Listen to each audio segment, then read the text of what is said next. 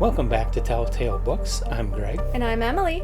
and we're talking about the next of our H.P. Lovecraft series, which is the short story The White Ship, which is part of his dream cycle.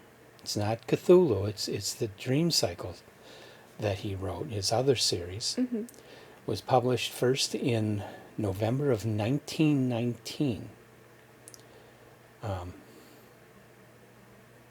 Not sure where. Was it Weird Tales?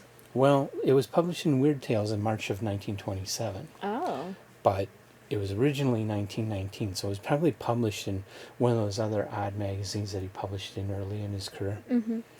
And I just don't have it noted down here what that was. So, Which will be remedied. Maybe. I don't know. so It may not even be information that's out there. Okay. His dream cycle is more fantasy than horror than Yes. Cthulhu Mythos is. And it's about this other world in a dream world that you access through your dreams, but it's a real land that you go to. Mm-hmm. So It's kind of basically another interesting. dimension, honestly. Like, Yeah. it's set up that way where everything is very real. If you die there, you die in real life kind of thing. But yes, it is accessed through the subconscious exclusively. And Okay. we saw hints of this in the previous stories we had read so far. Yeah. That one with the guy in the psych ward. Mm-hmm. Yeah, that one. Where You kind of start seeing Though hints of that it. one isn't generally considered part of the dream cycle. No, but you see hints of it But, beginning there. Yeah, I mean, all of Lovecraft's fiction does kind of relate. Yeah, it's almost all in the same universe, but just different aspects of that universe Yeah, in a lot of regards. yeah. So, do you want to do a synopsis of this one? Yeah. Okay, go for it. All right, so it begins with a gentleman who is a lighthouse keeper. Yep. And while he's been keeping this lighthouse because it's a generational thing that his family does, but he does a lot of sitting and daydreaming about things to come or fantasies or whatever. And so he's not a very great lighthouse keeper. Well, most of them, as long as the light's still spinning, what do you have to do? Yeah, so he spends a lot of time stuck in his own head, and then one day he gets visited by a man in a white ship. And the captain comes and whisks him away, and they fly off the edge of the earth into this other dimension, which is the dreamland. So they spend some time there, and as he resides in this dreamland, he hears rumors of this other place that goes further beyond a sea that no person has really gone to before, and they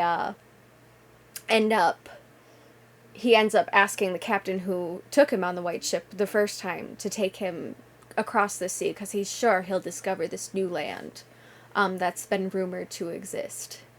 But unfortunately, that doesn't happen. In fact, they end Well, the up... captain doesn't want to take Yeah, it. at first the Keeps captain trying doesn't to want talk to take him him. out He's of it. trying to talk him out of it, and as they progress closer and closer to the sea, the captain just is getting more and more adamant, like, we shouldn't go further, we shouldn't go further, we shouldn't go further. But they keep pressing on at the behest of this lighthouse keeper, whose name we never actually get.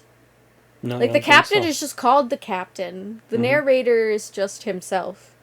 Like, we don't have a name for him.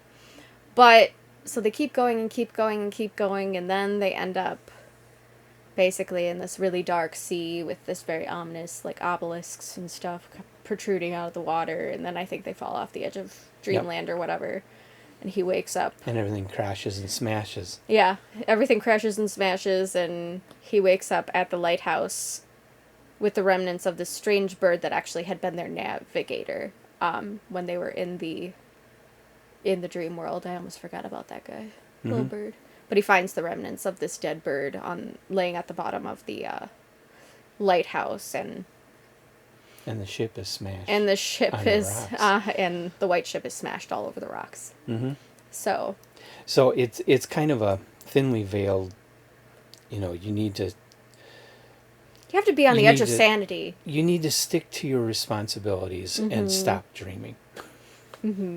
But also, it's nice to use dreams as an escape. Is kind of also the dual.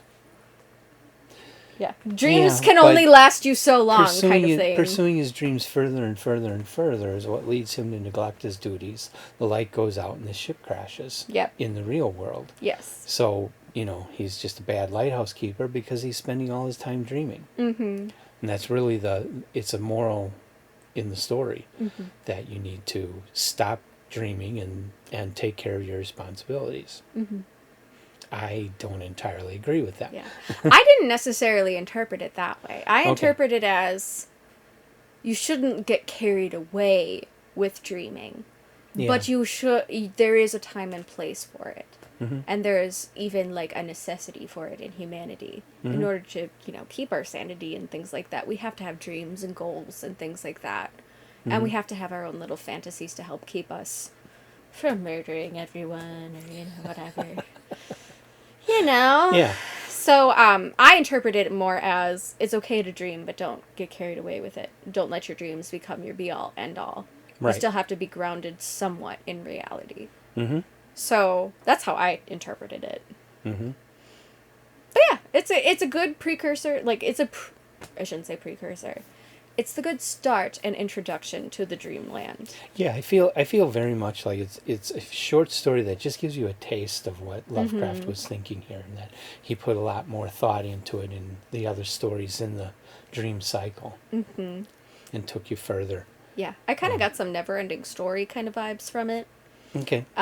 If anybody's familiar with that movie series, are you familiar with? Have you ever watched the Never-Ending Stories? It's been a lot of years, but yeah, I saw the Never-Ending Story movie. Okay, so it kind of gives me that kind of vibe where you're like on the border of this reality and this fiction.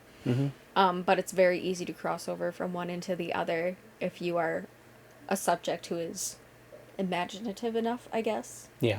Or creative enough. Yeah. So I kind of get those vibes from it. So it feels kind of... It hits a nostalgia point for me, which is why I think, actually, of all the Lovecraftian stuff, I really do love the Dreamland series. Okay. It's actually probably... I like it more than I think I like the Call of Cthulhu. The Call of Cthulhu is amazing. But I really love the way he just runs with this Dreamland story. Okay. And I'm amazed at how he can still be consistent in naming places. Like, I would not be able to keep track of all of the different aspects and parts of Dreamland at all. But somehow he keeps referencing the same places over and over again and has them be consistent. Good and I'm notes. like, good writer. Very good writer. Not ADD Brain Emily. Like, I would not be able to keep track of all that. So yeah, all of Lovecraft's fiction. flashing. Oh no! So we gotta wrap this up soon.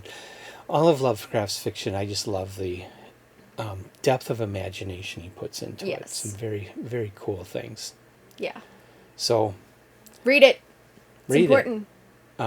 Leave comments, like, and subscribe. Join our Patreon for $10 a month and help support us towards our publishing dreams. Yay! And come back for more. We're going to keep the H.P. Lovecraft stories on YouTube, so you'll be able to continue to see these for free. Till then. We'll see you next time. Bye. Bye.